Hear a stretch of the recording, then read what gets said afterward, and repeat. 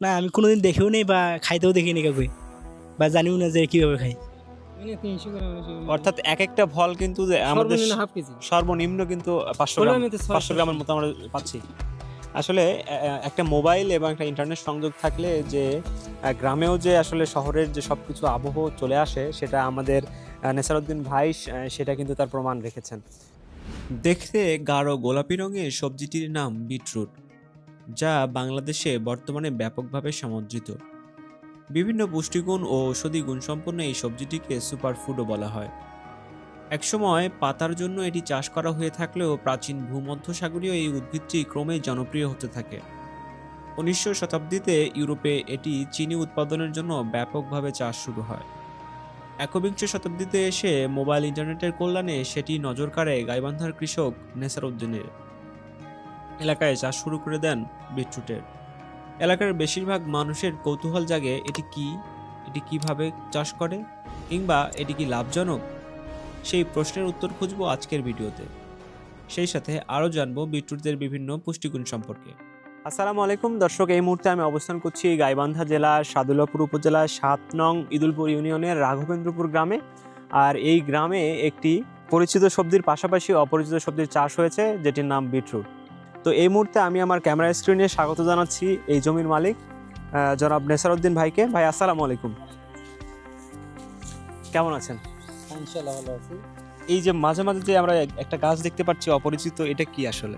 এটা নতুন সবজি, এটা বিটরুট করে বলি। এটা আমাদের এই এলাকায় আমি প্রথম নিয়েছি।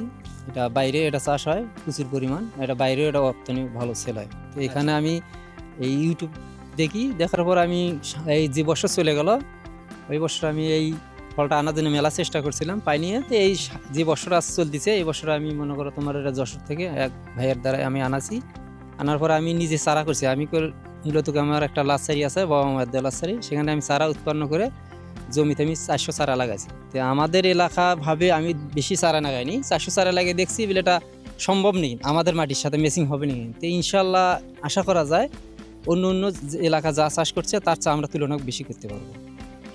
দর্শক, যেমনটি শুনছিলেন যে ভাই এখানে কিন্তু পরীক্ষামূলক এই সবজিটির চাষ করেছিলেন, কিন্তু সেই পরীক্ষামূলক থেকে তিনি কিন্তু একটা মোটামুটি প্রথমবার একটা ব্যর্থতার পরে কিন্তু সফলতা পেয়েছেন। তো আমরা জানবো যে ভাই আপনি কত টাকা খরচ করেছিলেন এর পিছনে? না, এটা আমি বেশি টাকা খরচ করিনি। এটা বীজটার দাম সম্ভব না 200-250 টাকা হবে। ঠিক আমাকে এক কোম্পানি থেকে এটা এমনি হিসেবে দিছে, ফ্রি হিসেবে দিছে। তুমি দেখো তোমার এলাকা এই গাইবান্ধা জেলায় যদি তুমি ট্রাই করে চাষ করতে পারো, এই বলে আমাকে দিছে। এখন বর্তমান দেখতেছি আমি এখানে হাইব্রিড একটা খিরা আছে, খিরা লাগানোর পর এটা সাথী ফসল এসে আমি দেখছি ট্রাই করে 400 চারা লাগাইছি। এটা অনুমানিক 10 শতক জমি হবে।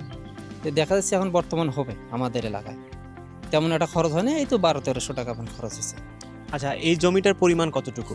এটা জমিটা অনেকখানি, এটা 36 শতক। আমি অল্প একটু 10 শতক জমির মতন খালি লাগাছি ট্রাই করার জন্য। আচ্ছা, এ পর্যন্ত কত টাকার বিক্রি করলেন?